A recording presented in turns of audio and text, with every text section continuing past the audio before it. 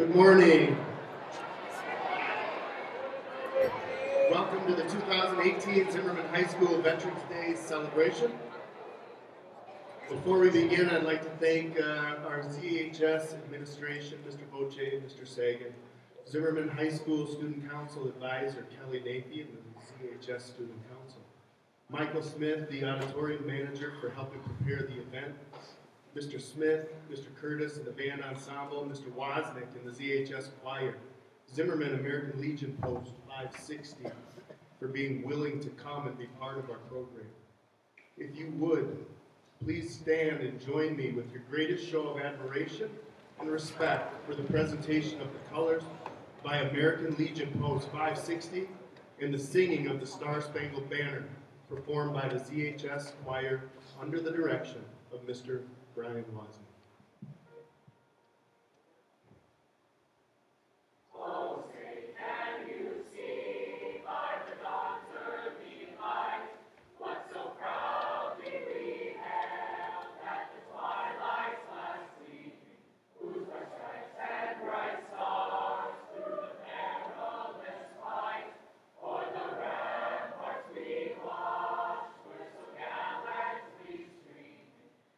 Rockets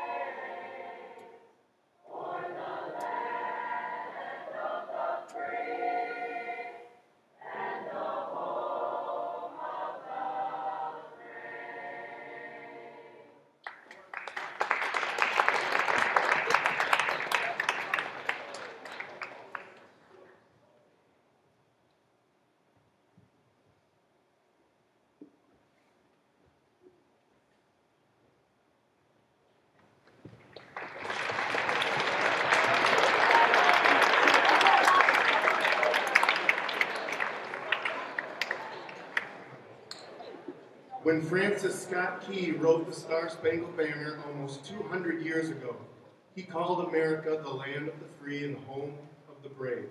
Those words are as true today as they were then. Throughout this nation's history, America's soldiers, sailors, airmen, Marines, and Coast Guardsmen have bravely answered the call to defend our freedom, to aid our friends and allies, and to turn back aggressors. We can never fully repay our debt of gratitude to the more than 650,000 American service members who died in battle, or the 1.4 million who were wounded. We can, however, recognize and thank the 25 million veterans still living today. Today, it is our privilege to say thank you to all of America's veterans, to let them know that we appreciate them for their service and honor them for their sacrifices. The price of freedom is high. We cannot afford to forget those willing to pay it. Today, we celebrate America's veterans for keeping this nation the land of the free and the home of the brave. Right now, we have a short video for you. We've done this presentation for four Veterans Days, the last 4 years here at Zimmerman High School, and we've shown this video each year. The reason that I continue to show this video is just because of the relevance and the impact that the video really has on viewers. And so the video is titled, "I Fought for You," and we'd like to show it with you right now.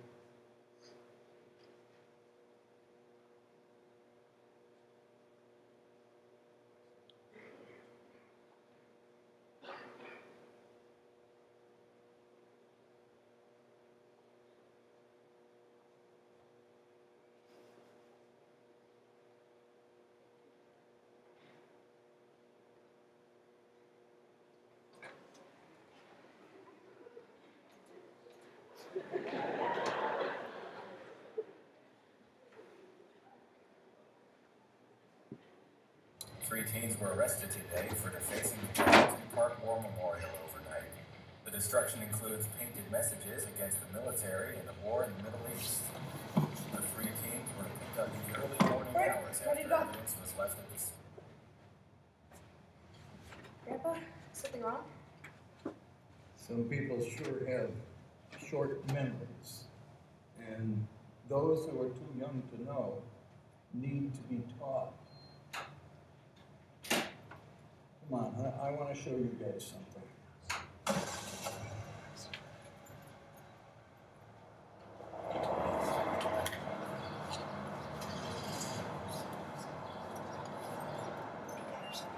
The United States of America was suddenly and deliberately attacked by naval and air forces of the Empire of Japan. At dawn on the morning of the 6th of June, 1944, 225 Rangers jumped off the British landing craft and ran to the bottom of these cliffs. 225 came here. After 2 days of fighting, only 90 could still bear arms. These are the boys of Puente Lobo, champions who helped free a continent. And these are the heroes who helped end a war. You are men who, in your, quote, lives fought for life and left the vivid air signed with your honor.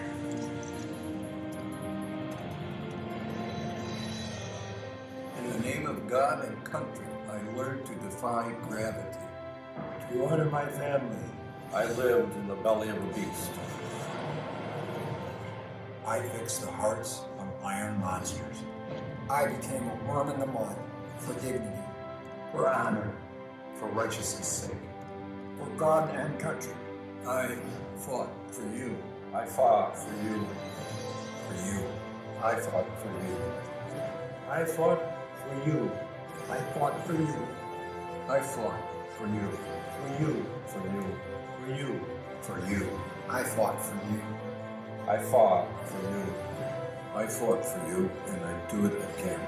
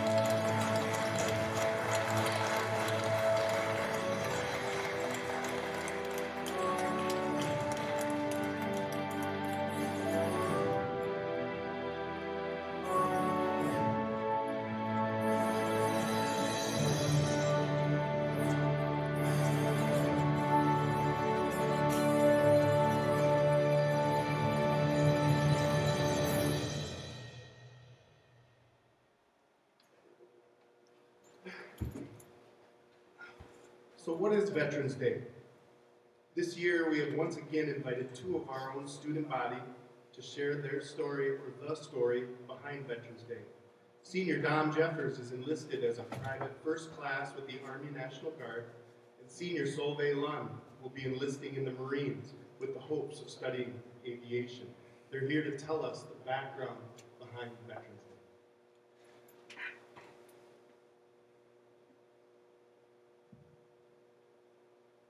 Veterans Day had its beginnings in 1918 at the end of World War I, when an armistice or agreement to stop fighting between Allied nations and Germany went into effect on the 11th hour of the 11th day of the 11th month. Following the Treaty of Versailles and the official end of World War I in June 1919, President Woodrow Wilson proclaimed the very first Armistice Day, now known as Veterans Day, November 11th, 1919, with the following words.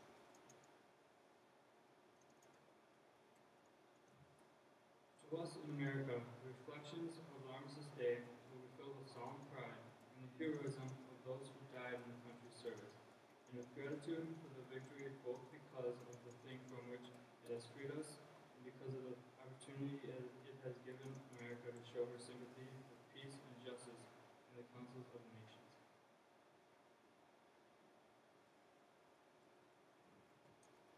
This time we'd like to welcome the ZHS band ensemble, made up of Miranda Muckenhern, Kate Bondis, Josh Wetzel, Kaylee Turney, and Logan Botzik as they perform the Battle Hymn of the Republic.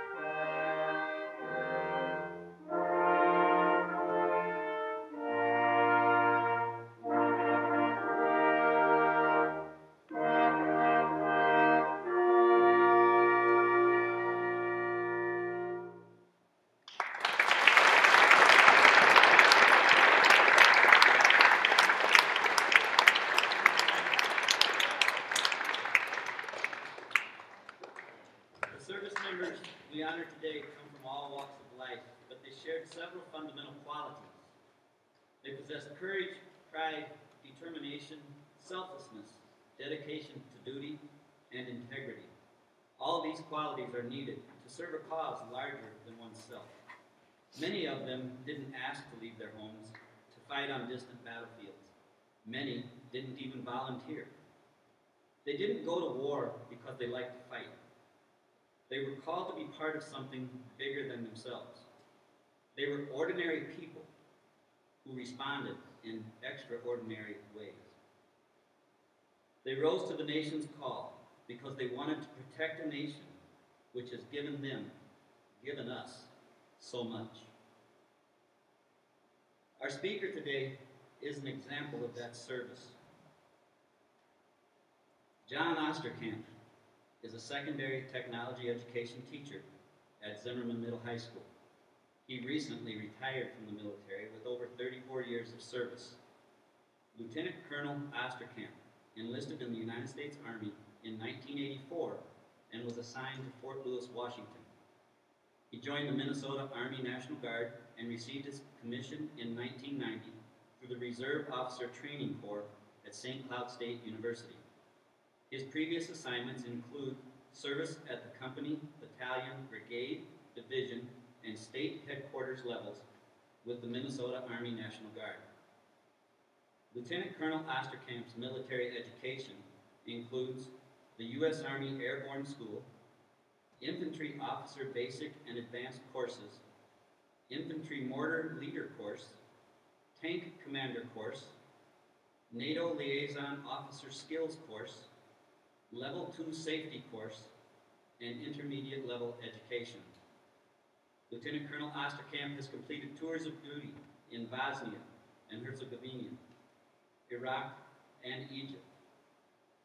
Lieutenant Colonel Osterkamp's military awards include the Legion of Merit, Bronze Star Medal, Meritorious Service Medal, Army Commendation Medal, Army Achievement Medal, National Defense Service Medal, Iraqi Campaign Medal, Global War on Terrorism Service Medal, Humanitarian Service Medal, Armed Forces Reserve Medal, and Army Good Conduct Medal, just to name a few. Lieutenant Colonel Osterkamp resides in Dayton, Minnesota, with Allison and their two children, Paige and Elizabeth. Please welcome Lieutenant Colonel John Osterkamp.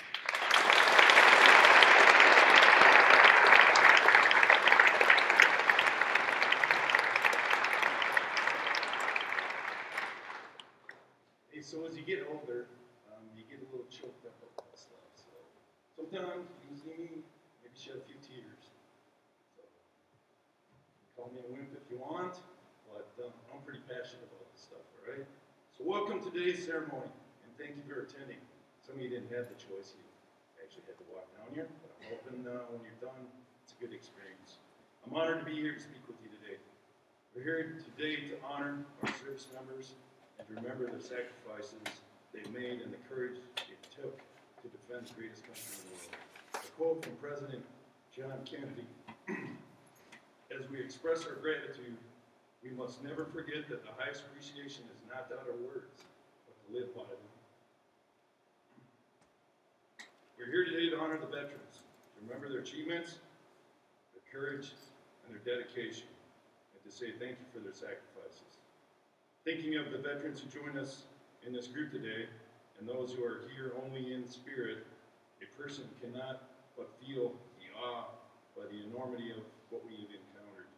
We stand in the midst of patriots and families and friends of those who have nobly served. I'd like to ask all service members and veterans who are here to please stand. We got Mr. Boche back there, was in the Korean War and was on the USS Missouri. You'll get a chance to go to Hawaii.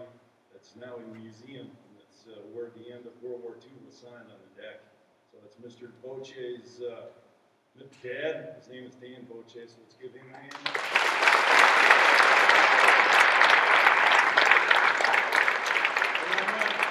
I guess I'm not familiar, but if you could tell, I know your name, but if you can tell me what service and where you were. Mr. Bartlett was in the United States Marine Corps, stationed out in Hawaii and California, did two deployments to Iraq. Thank you. And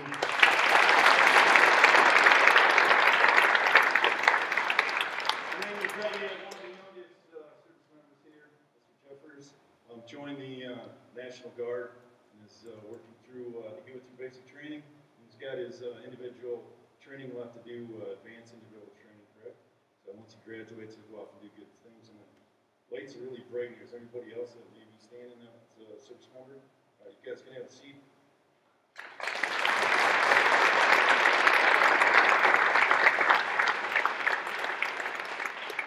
I guess now I'd like to ask any family member of any service member to stand. So if you got a mom, dad, grandpa, grandma, cousin. All right, so you start taking a look around. A lot of people have been affected, all right? So let's give you guys a hand too, right? You guys go ahead and take your seats. As service members, family members, we know that you've lived through difficult times and often taken the heavy load to keep the home fires burning. The soldier is only as good as his or her family. Thank you for what you've done and the sacrifice for sharing your loved one to help defend this great nation. And you kind of heard a few words already, but service members are honored today, come from all walks of life, and they share fundamental qualities. At least through the Army, there's 7 leadership qualities that we go, and it's basically spelled leadership. So loyalty, duty, respect, selfless service, honor, integrity, and personal courage. Those are the types of things that the Army instills with you and in you as you go through it. Soldiers back in Vietnam didn't get the opportunity to volunteer. They were drafted and sent. So as we look at future conflicts and past conflicts, we need to make sure that we're not being mean to soldiers. They don't have a choice. They sign on a dotted line to defend the Constitution, and I don't think Mr. Jeffers wants to get into an aircraft and fly over to Iraq and start fighting, but that's what he signed up for. So they don't choose wars. They don't choose conflicts. Mr. Jeffers can't say, hey, I don't want to go to Afghanistan. I'm going to sit this one out. I'll wait for the next one.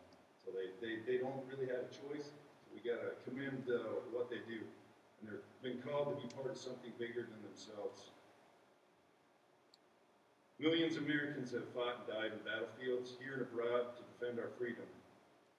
They follow the footsteps of generations of fine Americans. We already heard that Veterans Day was originally called Armistice Day and was designated as a day of celebration.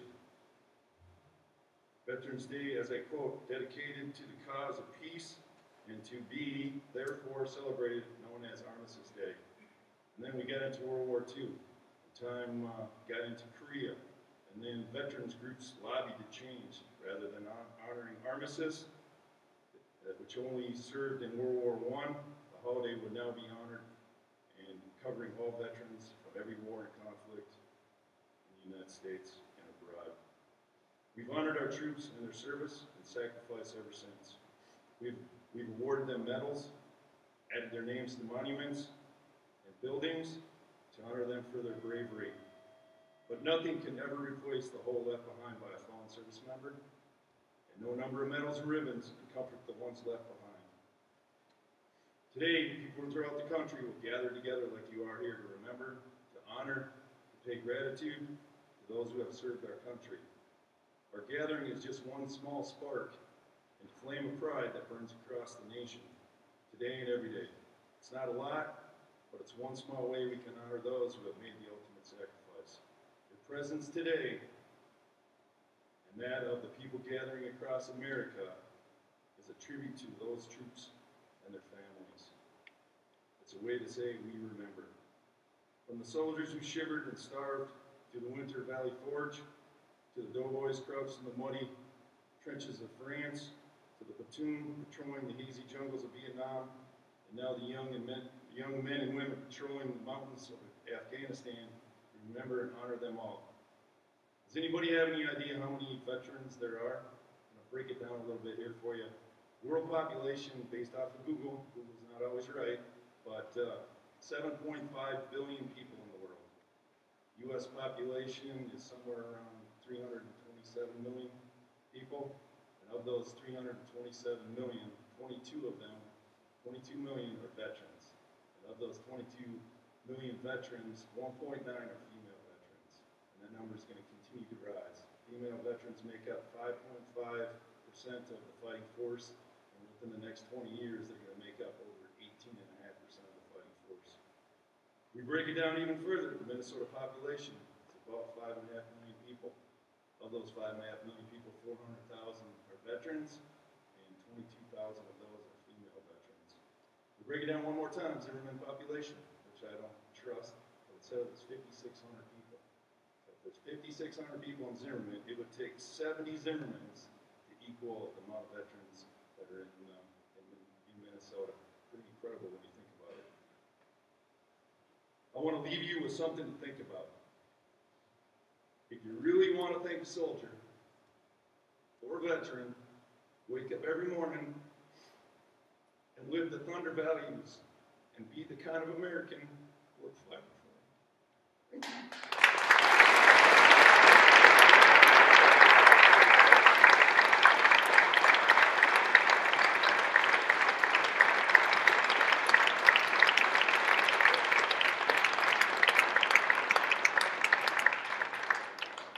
Thank you, Mr. Osterkamp.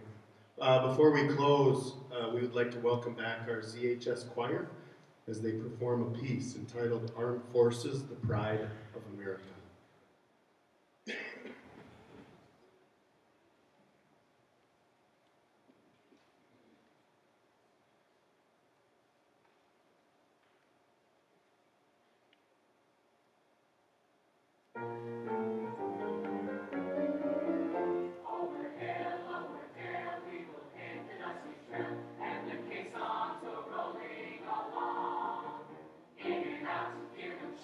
Counter marching right up.